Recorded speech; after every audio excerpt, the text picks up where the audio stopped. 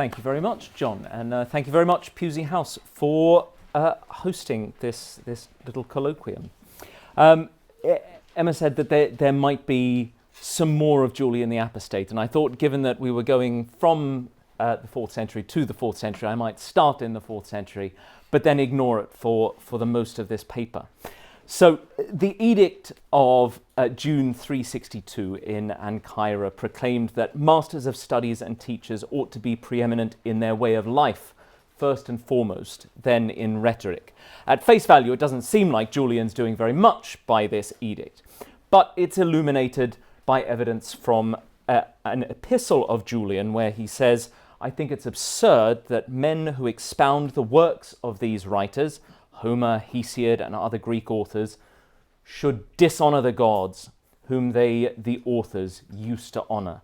Let them betake themselves to the churches of the Galileans to expound Matthew and Luke." The Roman emperor has an issue with the Christians claiming to be in continuity with their pagan past. Now, as Emma said, the interpretation of exactly what this edict was and the effect is very complex. But however we interpret it, it's clear that Christians were teaching.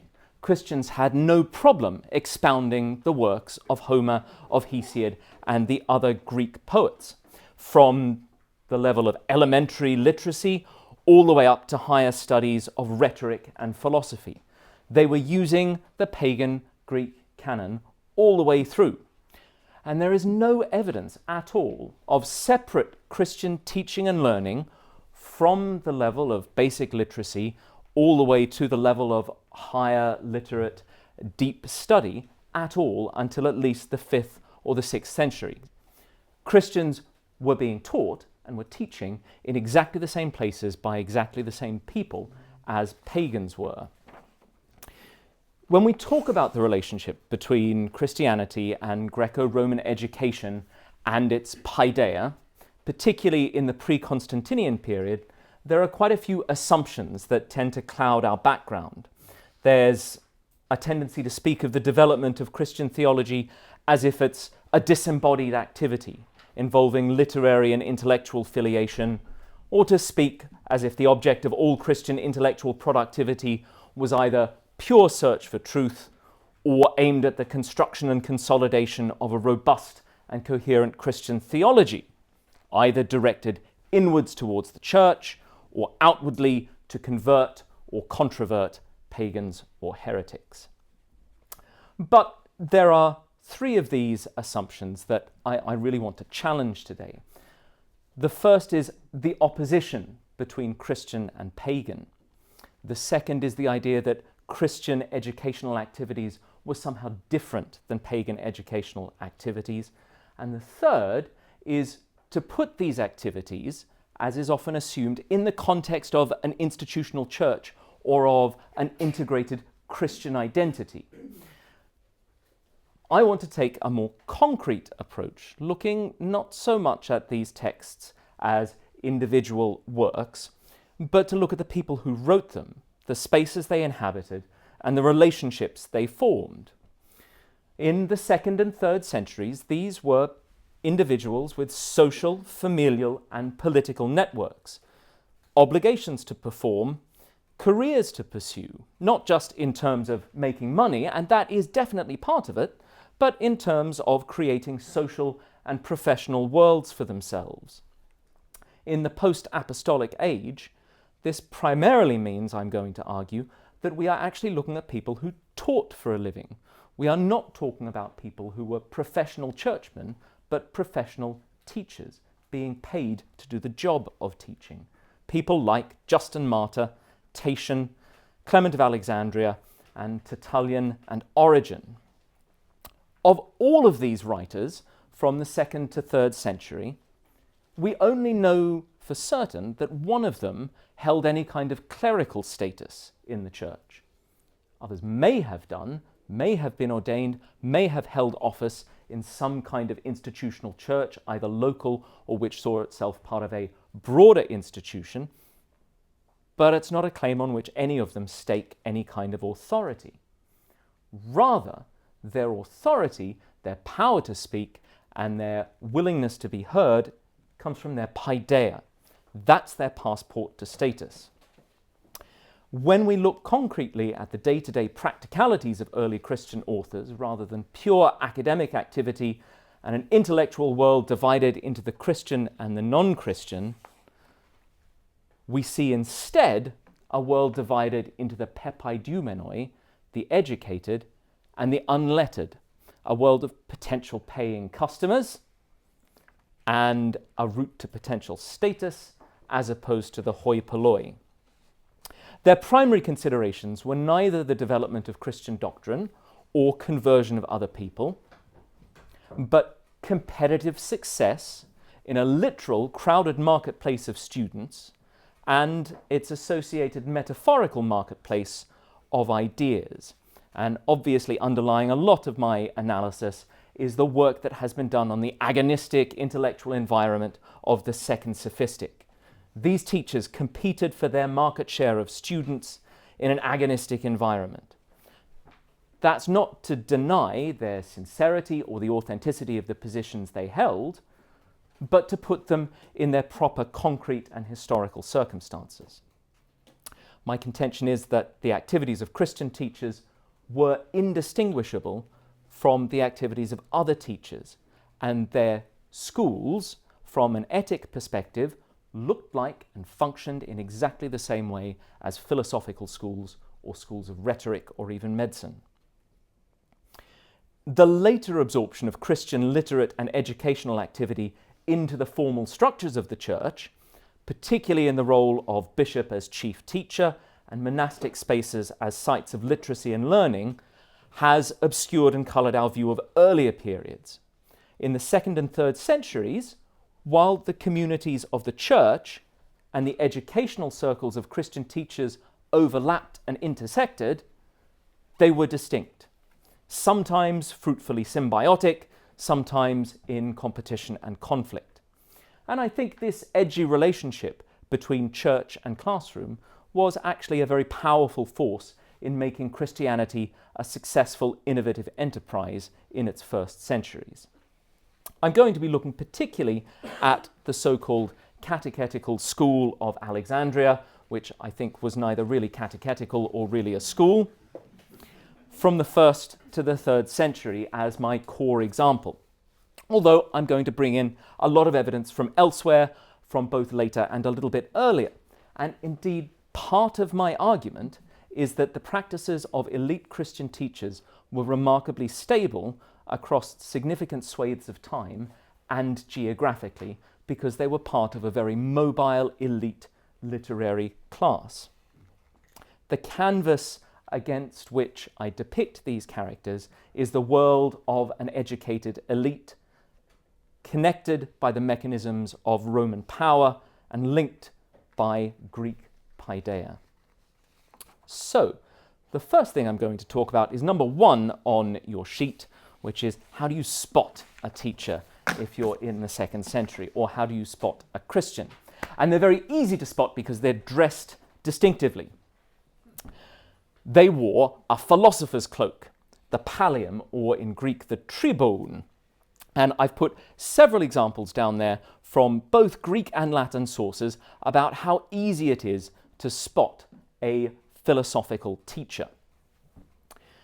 It is both a marker of who you are and what you do, but it's also a topos in literature of something that poses a danger.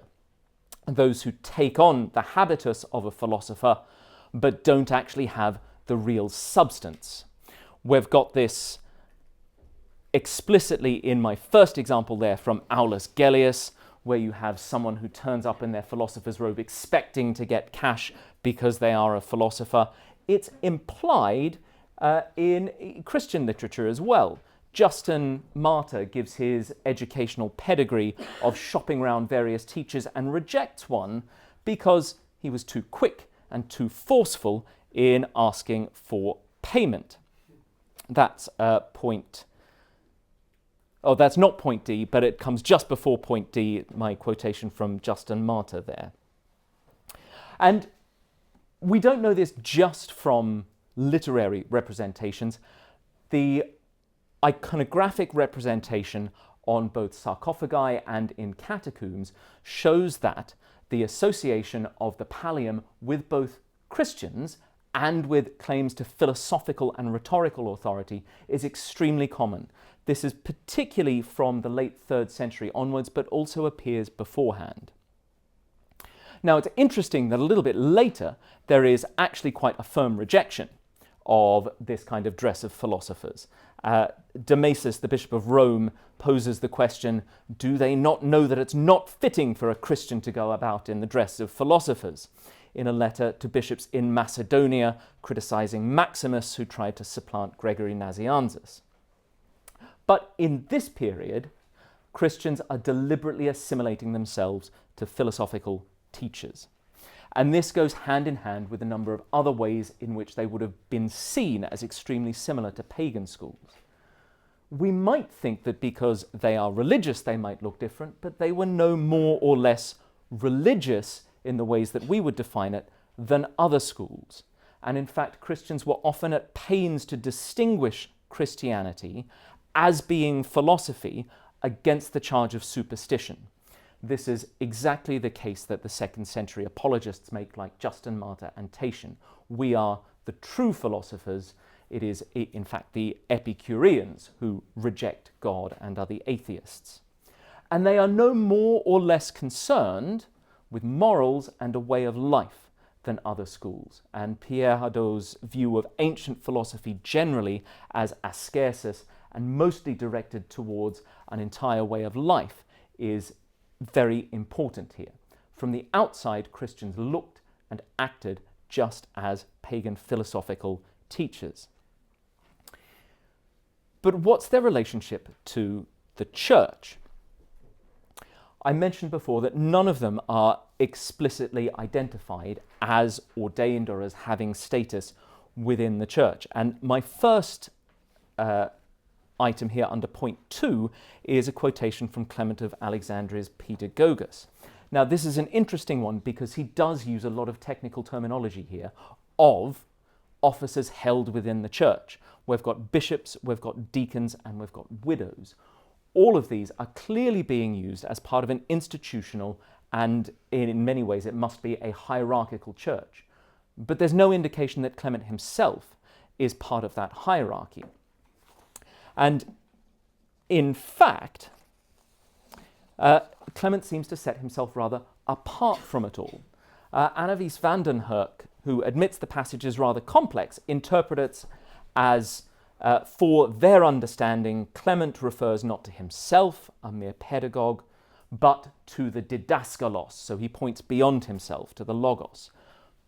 But part of the play of this passage is if we read it as metatextual reference to the titles of Clement's own works. This comes at the very end of the Pedagogos. So he says, the Pedagogos isn't the one who will lead you to truth. You've got to go a bit further to the Didaskalos, which is pointing to the third part of Clement's trilogy, the Didascalos.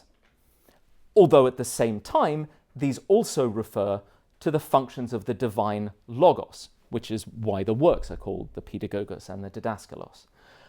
But there is a deliberate elision of Clement's own writings and the educational economy of the logos that is very telling, and claiming a great deal of authority for himself, precisely in a context where we would have thought that there could have been a reference to a status within the church, but there isn't. We don't know whether Clement was ordained. It used to be thought that he was, but there are lots of different interpretations. Some people think he was lay, some people think he was ordained, some people, possibly reading Origen's life story back into Clement's, thinks that he was lay and then went to a different county and got ordained over there. We don't know. There's an interesting claim by Roloff van den Broek, who thinks that in the Alexandrian church, the didaskaloi and the presbyteroi were simple continuations of synagogue roles of rabbis and elders, and that this was a particularly Egyptian feature, and he adduces what I've put down as point B as evidence for this, that there are presbyters and teachers who are both office holders within the church. He thinks that these teachers were responsible for all forms of religious education, from pre-baptismal instruction to high theology, not ecclesiastical officials, but laymen, but certainly part of the church. There's a simpler explanation, I think, which is that these didaskaloi were didaskaloi. These teachers were in fact teachers in a recognizable Greco-Roman educational setting. Certainly laymen, but not responsible or answerable to the church, simply part of it, intersecting with it. I do think there is a strong connection to the Jewish setting, however. In Clement's works, which then go on to Origen's works, there is a great deal of quotation and preservation of specifically Jewish material, obviously particularly Philo, but also Aristobulus. Gregory Sterling suggests that this is because there was a Jewish library attached to a private school which passed into Christian hands, and the Jews had to leave Alexandria between 115 and 117 after the uprising. So it had passed into Christian hands before then. Attila Jacob posits instead a group of Hellenized Jews who become increasingly ambivalent on political and perhaps financial grounds about claiming a socio-ethnic Jewish identity, who find, along with Gentile fellow travellers, a convenient new genos in Christianity. My suggestion would be to look at what structures and systems we know were available, and that is teaching. There were teachers who were Jewish and or who taught Jewish texts, not necessarily Jewish themselves. We know that, well, we have preserved a quotation from Numenius in Clement of Alexandria, who is a Middle Platonist, not a Jew, who obviously is familiar with the Old Testament.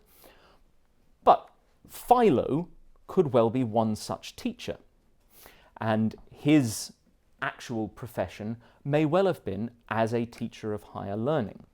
And it's his library, or that of a similar teacher, which goes the way of other teachers' library. It is inherited or bought by someone else, possibly one of his students, part of his larger penumbra of educational associates. And there's a little bit of evidence for this in the dialogue De Animalibus, which I haven't included on here.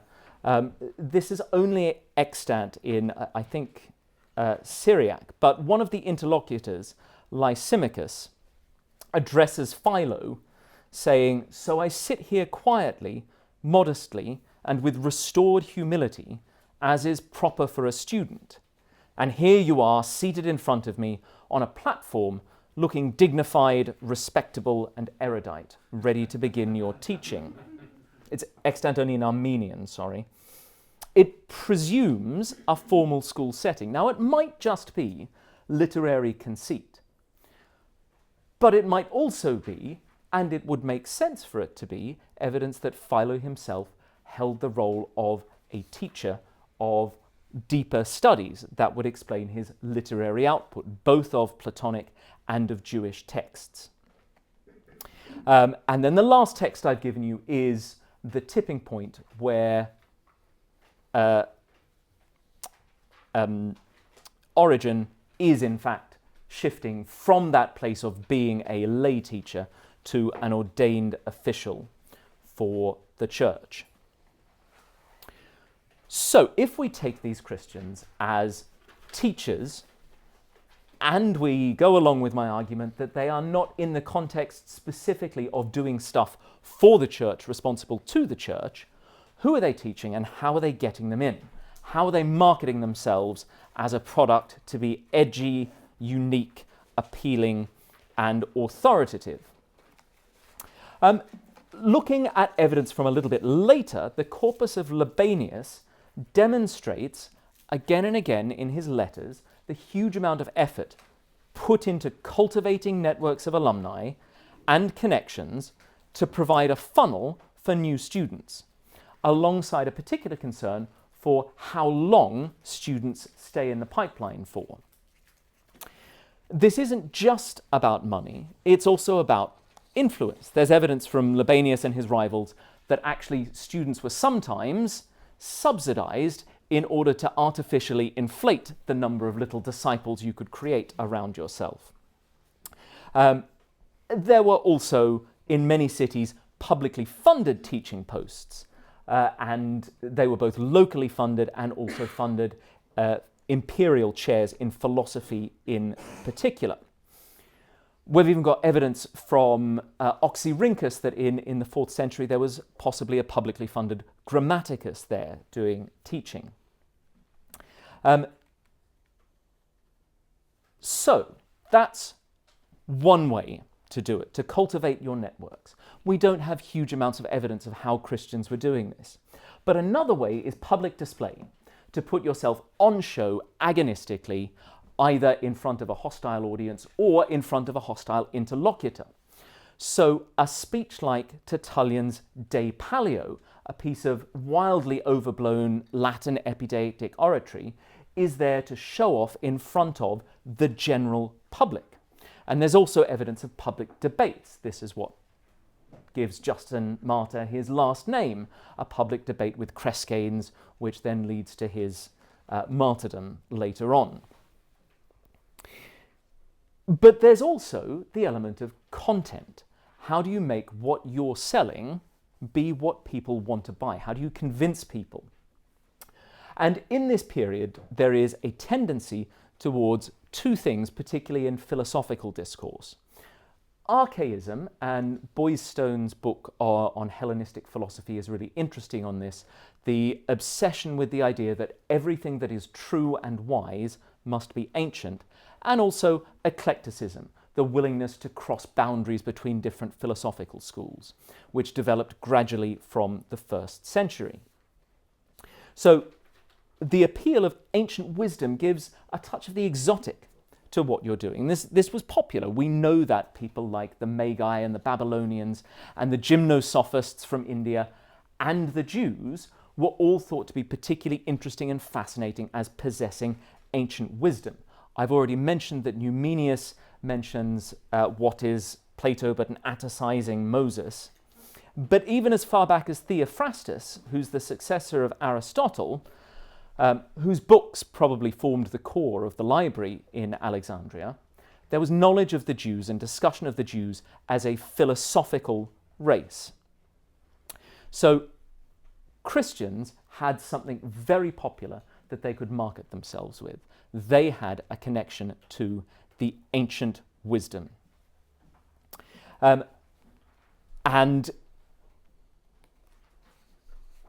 want to move on now to talk about the places in which Christians might teach. And in fact, pagans might teach. There are different physical settings where this might happen. And the first one is in the gymnasium or in the exedra, which Vitruvius talks about in the first point on number 4 in the handout there. These were specifically constructed places precisely for teaching.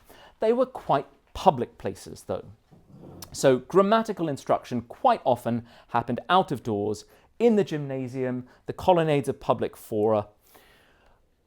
But more involved teaching required different spaces, partly to have the space for books and writing. So there are several different contexts in which professional teaching might happen depending on what kind of teaching that was, and teachers could shift fairly easily between them. In Dio Chrysostom's 31st oration delivered to the Alexandrians, Dio talks about the different kinds of places that philosophers might teach. So I haven't included that on the handout, but he says, "For some among the company of philosophers do not appear in public at all and prefer not to make the venture, possibly because they despair of being able to improve the masses. So in private houses. Others exercise their voices in what we call lecture halls, having secured as hearers men who are in league with them and tractable. But there are only a few who have displayed frankness in your presence, and that but sparingly. Not in the same way so as to fill your ears therewith, not for any length of time. They just utter a phrase or two, and then after berating rather than enlightening you, they make a hurried exit. So we've got three different contexts envisaged by Dio Chrysostom here. Firstly, the private spaces of houses, and that might be either the teacher's own house or within the house of a rich patron, sort of philosophical chaplain for the wealthy families of the ruling elite, in the words of Marco Rizzi. And Gregory Sterling provides a useful list of Greek philosophers who lived basically as pet philosophers among wealthy Romans. Aristus lived with Brutus, Alexander with Crassus, and we've got Aulus Gellius writes of philosophers having to hang around at the door of their rich students until noon, waiting for them presumably to wake up from their hangovers before admitting them to teach in their houses. At the moment, obviously, Philodemus and the Villa Dei Papyri is on a lot of people's lips. Another example of a philosopher in the house here, the patron Calpurnius Piso. The second context is the lecture hall, and this is what Vitruvius is writing about, a more public sphere, whether attached to libraries or gymnasia, and overlapping to a degree with the first category as private houses were opened up for public readings or larger gatherings. The audience is supposed to be generally receptive, but not necessarily always. It's a larger audience than the tight-knit circle that might be in the private house. In Seneca's Epistle 95, he talks about a lecturer sometimes brings upon the platform a huge work of research written in the tiniest hand and very closely folded. After reading off a large portion, he says, "I'll stop if you want." And a shout arises, read on, from the lips of those who are anxious for the speaker to hold his peace then and there. So a captive audience, but one that is a little bit more distanced than close disciples who might be in a private house. Lastly, there's the audience for public displays of philosophical oratory, and this is the general public before large crowds, and this is what Dio is particularly critical of in his remarks in the Alexandrian oration, where he says, you don't speak well enough or long enough or nicely enough to people, and you ought to do that a little bit better. Maximus of Tyre in the 2nd century is much more positive in his assessment on what this kind of public epideictic oratory can be. And he says the true orator who allies himself to philosophical argument must rise above the temptations of cheap rhetoric. He must not be the sluggish and feeble practitioner of a meretricious art whose only place is in the courtroom, where he gives his assistance to both sides indifferently. He must prove himself in every place and every role as a prudent counsellor in the assembly, a just contender in the courts, a decorous contestant at festivals, and a knowledgeable teacher in the classroom. If we're going to need pleasure to assist in the process, give me the kind of pleasure that is roused by the strains of a trumpet, stationed in the midst of an army of hoplites and inspiring their souls with its call. It's this kind of audience and performance towards which Tertullian's De Pallio is addressed, and presumably Justin's dispute with Crescanes. But who are we actually teaching? Who are the people coming in? Who are we hoping to get in? The different spaces, as I've suggested, are linked to different audiences. Intimate disciples in the house or privately rented quarters, a more public audience, scorned by Dio as being in league with them and tractable, but politely bored, as in Seneca, in the kind of acroterion, and then the fickle crowd for epideictic oratory. Dio suggests that the philosophers who dare speak the truth in public do so hastily and swiftly depart, whereas Maximus wants us to be like a trumpet. but neither expects the audience to be automatically on side. That intimate audience for teachers may well have included women as well as upper-class educated men, but we are certainly talking about the upper class, the educated, and the wealthy. So existence of women as disciples is attested for all the schools in Diogenes Laertius, but not in the Lyceum or the Stoa.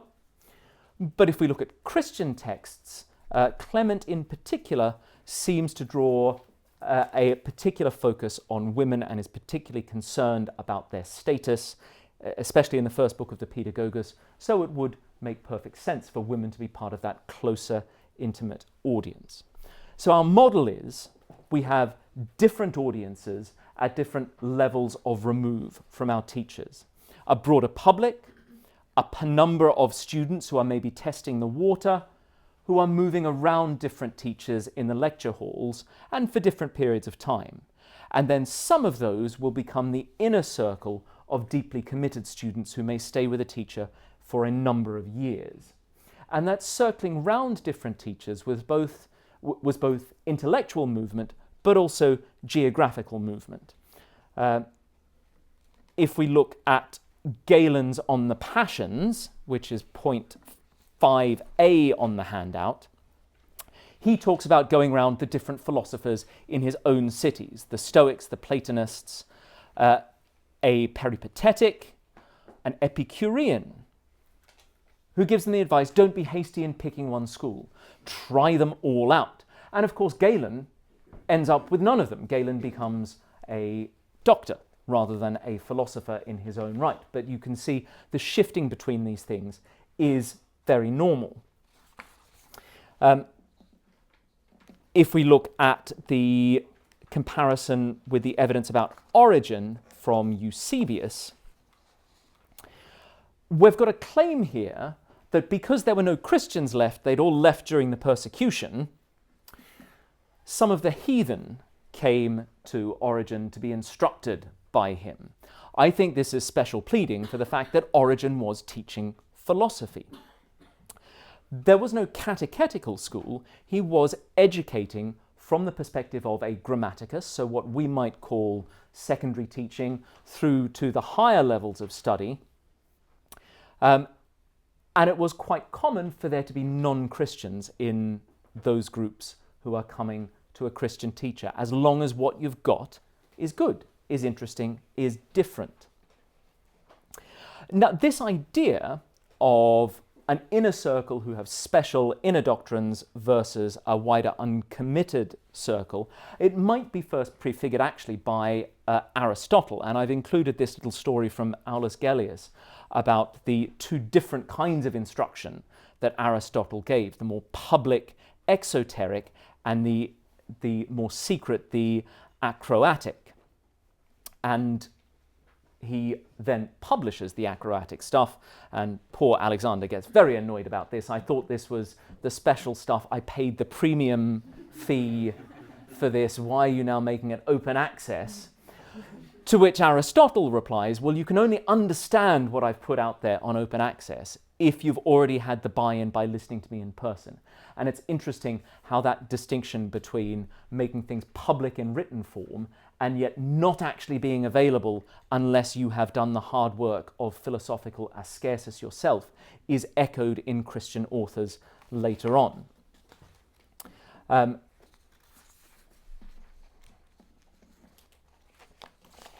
But the idea that we are travelling around and exploring a number of different people before we settle down is also geographical. So we know that Clement of Alexandria discovered his teacher in the east rather than in Alexandria himself. He is probably from Athens, although we're not quite sure.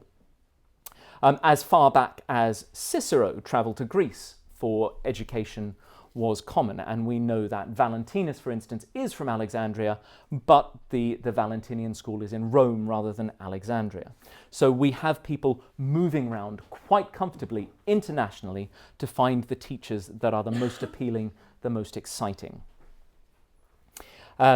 Justin's narrative